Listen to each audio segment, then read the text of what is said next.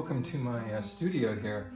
I'm in the final stages of doing a studio painting of Seneca Lake, but it's based on plein air, and I'm doing this as a recap for this video presentation of plein air of the Finger Lakes, and this is to show how they can become full-sized and more ambitious studio works. The other ones that you've seen in this video were done right out there on location, but in a way it kind of encapsulates the plein air experience, because I'm doing somewhat of a self-portrait with a friend of mine painting. So in a way it's kind of an allegory or a summation of the plein air experience.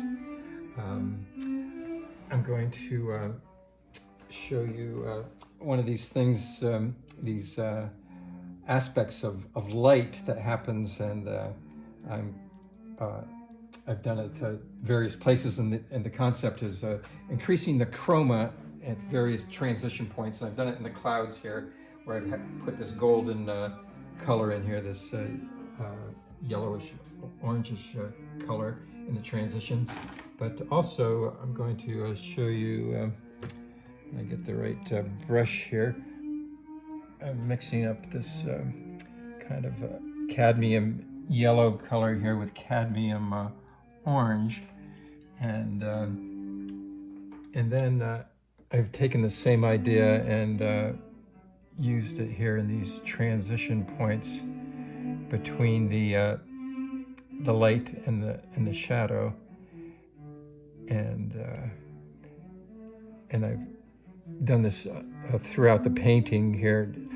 I'll get a little more intense color here, the sort of pure cadmium orange there, and do it, put a little right in there.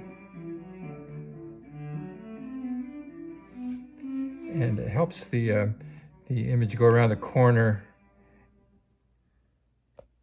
And I've done it various other places here too, and I put this intense high chroma color in, and I'll do it over here on this veil also.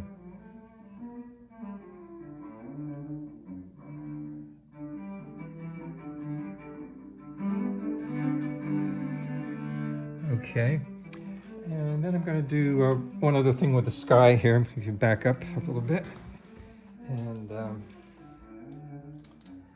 just going to increase the lightness of it. And this is the way I painted. Most of this painting was standing up. I was just sitting down there for these final details, but I went a little bit more light above the sun here on this area. And this technique that I'm using is called scumbling, and it's just sort of dragging the paint across here with a dry brush, and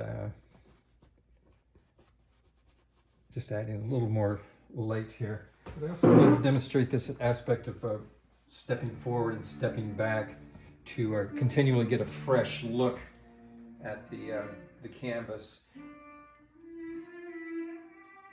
Portrait painters do this a lot, because we are always endeavoring to get a new look, a fresh look. I'm going to do one other thing here before I stop. I'm going to just lighten this cloud here. If you come down here, I'm putting a little bit of black in that color. I mixed that color with white and a little bit of cadmium yellow and a little bit of Naples yellow, and that's just about perfect what I wanted here.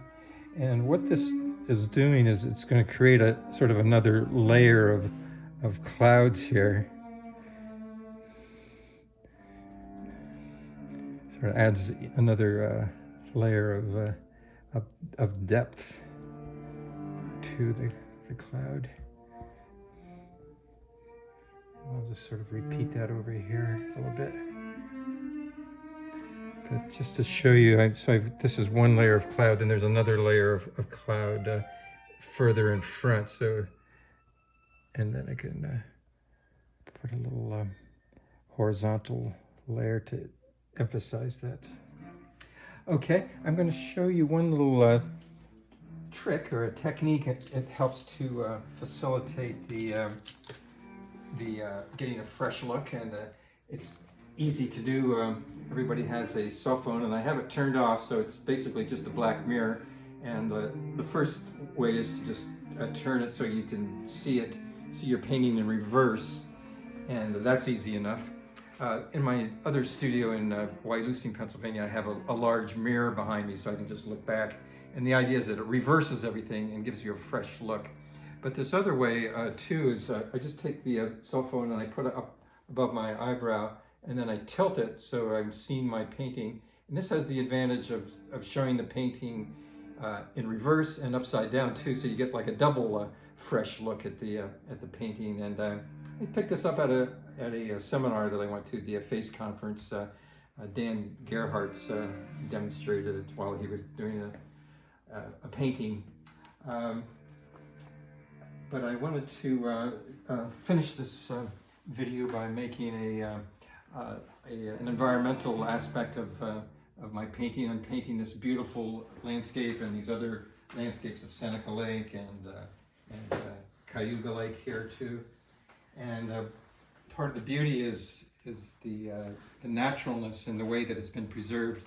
And I make this distinction of the difference between Pennsylvania and New York, where the fracking industry has come in there, and it's been sort of like a plague of locusts, this industrial invasion that's compromised the safety, the beauty, and the history of Pennsylvania. And it's one of the fortunate things about New York is these beautiful vistas of the Finger Lakes are preserved.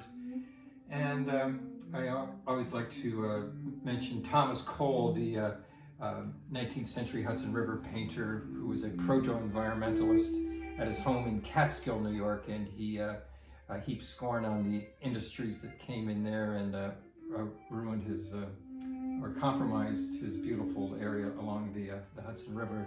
So I'm invoking the spirit of Thomas Cole here too, as an ode to that master American landscape painter.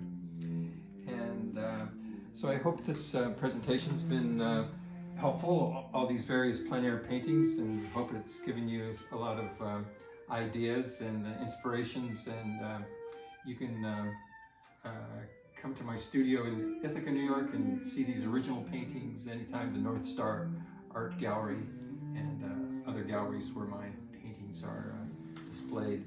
So thank you so much for your attention, and happy painting to you.